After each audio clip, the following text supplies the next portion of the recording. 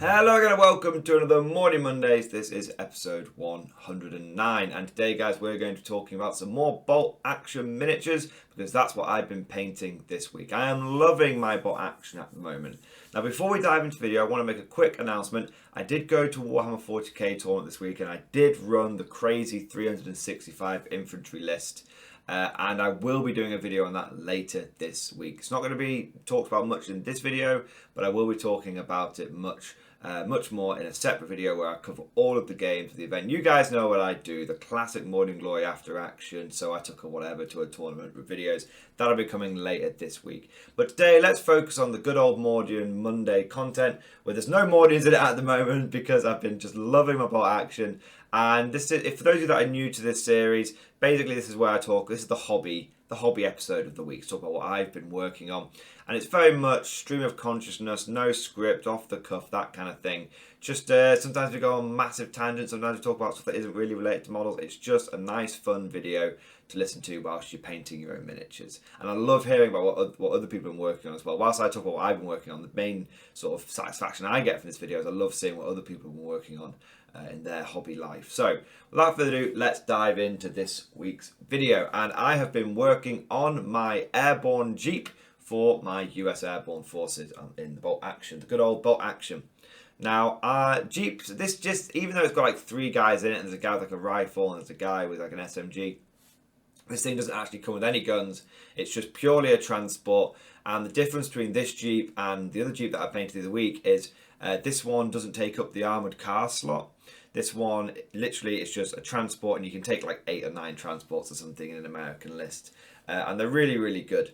Now, Jeeps are a bit of an interesting unit because they can only transport like 3 people. So you can't even fit like a whole, like a minimum size squad of like veterans or paratroopers or anything like that. If you want to transport a squad, you need to take a proper truck. But what Jeeps are really good for is for transporting little weapon teams around.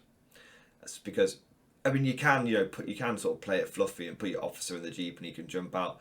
But I tend to find the officer doesn't really need the Jeep to get in position. The officer's more of a support unit. Whereas what I find Jeeps and transports are really good for bolt action is being able to put a unit in there. You do a dice to activate the Jeep goes rocketing up the table, especially if there's like a road involved.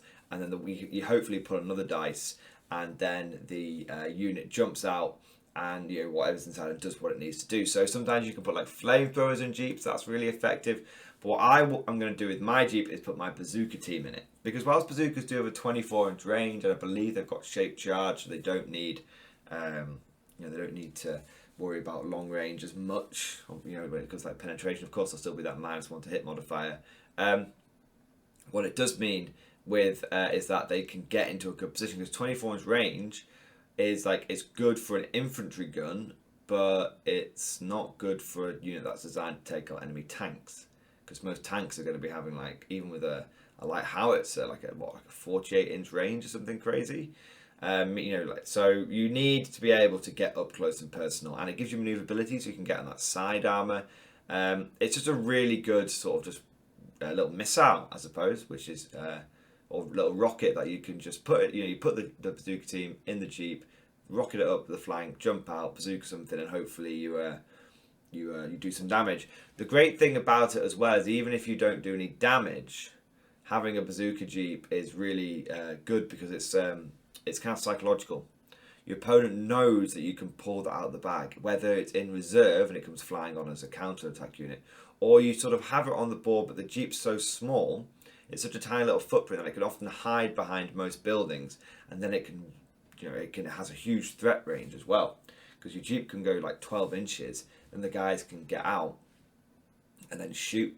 So it does definitely have some really great utility. So I highly recommend anyone that's got like a Piat team or got like a bazooka team or like a Panzerschreck team or anything like that, get yourself a little car like this one.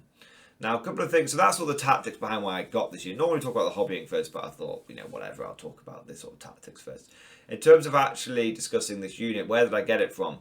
So this is the Airborne 1994-1995 Jeep model from Warlord Games. And it's a really nice little kit. Now the rest of my airborne units are actually the 90s, sort of 1943, 1944 model ones. So these guys are technically in a slightly different uniform. I don't worry about it too much. And basically I just painted them up in the same colour scheme as my regular sort of 1943 airborne people, as I did with my other Jeep as well. The only thing that they're really missing, realistically, is they're missing the green patches on the green sort of what we call them, like shoulder patches and knee pads and stuff like that.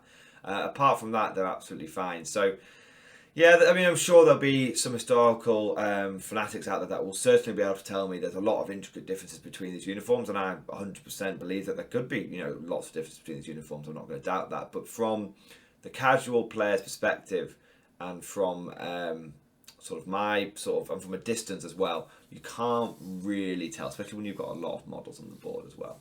So I really enjoyed building this model. It basically came, the crew came separately, so you don't have to stick the crew in.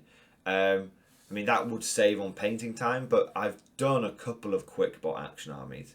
I did quick Japs where I just painted them as quickly as possible. Same with my Germans. My Americans are probably going to take as long as those two armies put together, but they're going to be much more high quality, better flock on the models, better just paint scheme. Everything's just going to be much higher quality for my Americans. So I'm happy to put the effort in, even if it takes a bit longer.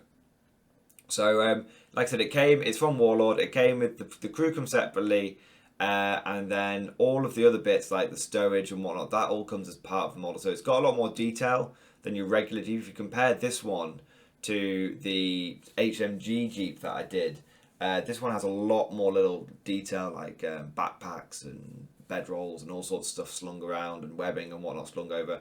So I do really, really like this.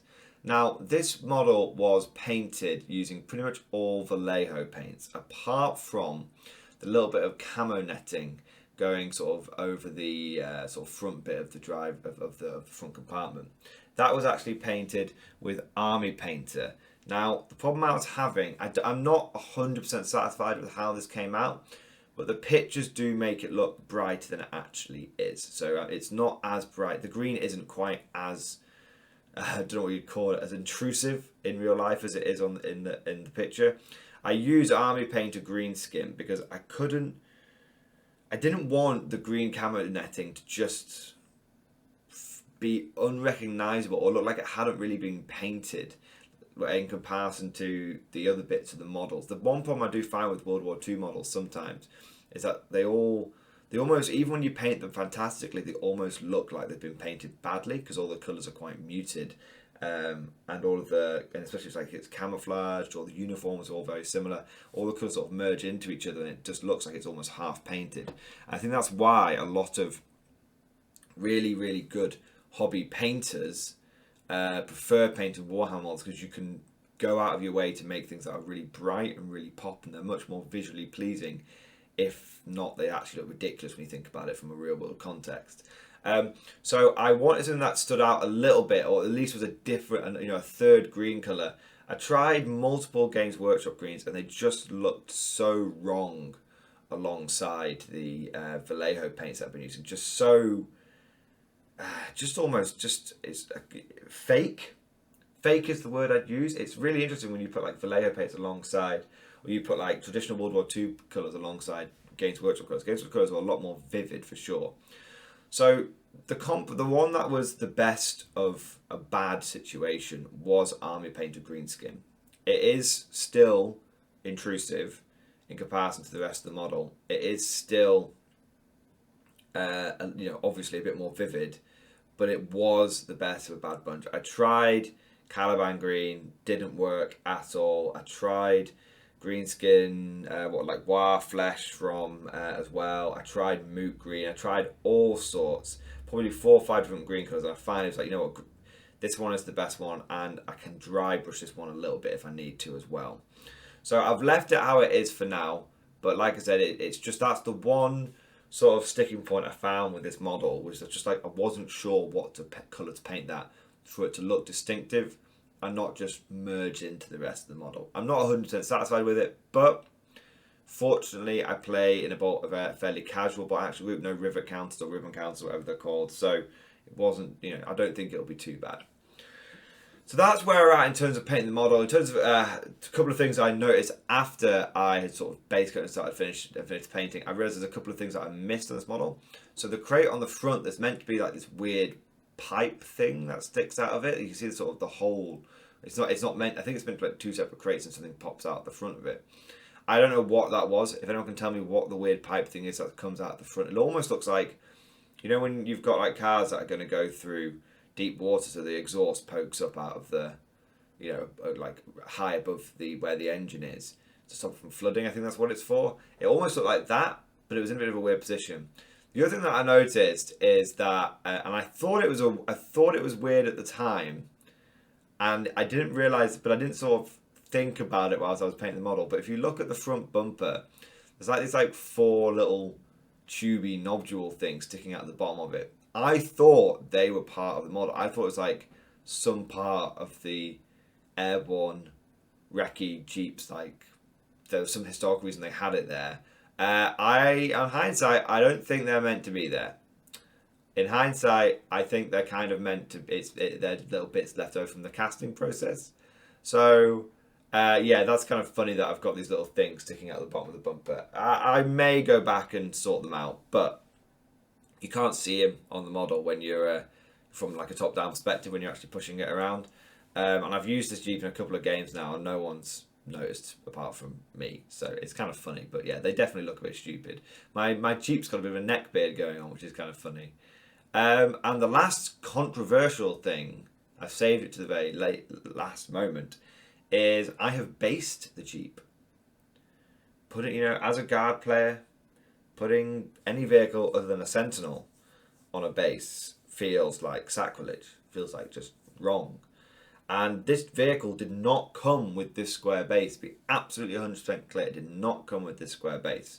But like the previous Jeep that I painted, I had to base this one as well for 2 reasons.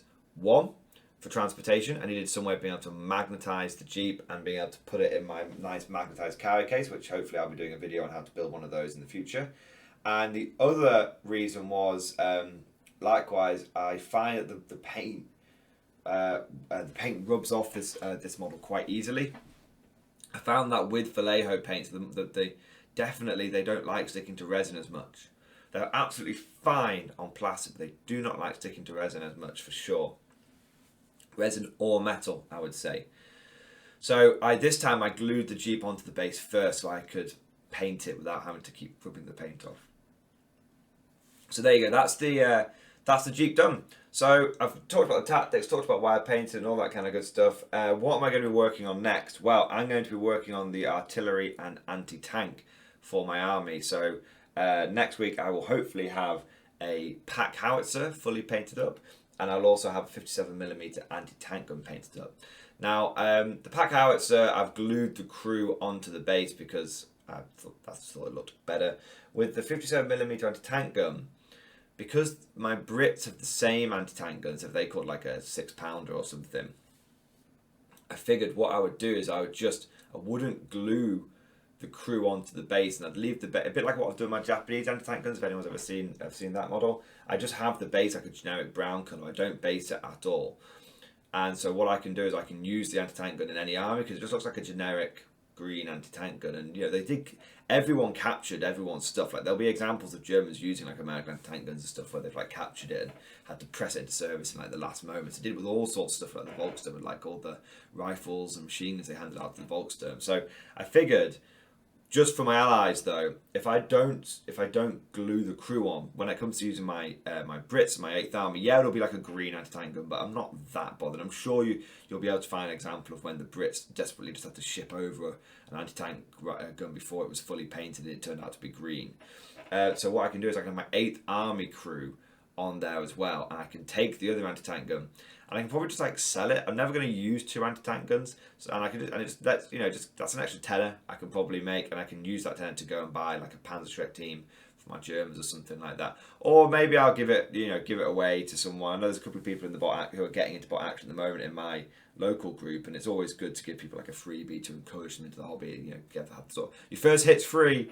So that's where we are. That's where we are basically. So when those anti-tank guns are done, I'll have my light mortar. I think the plan's going to be the light mortar and my medium machine gun are going to be done the week after that, and then we'll see where we're up to. Then I think more than likely we'll be looking like bazooka teams and pathfinders and all this kind of stuff.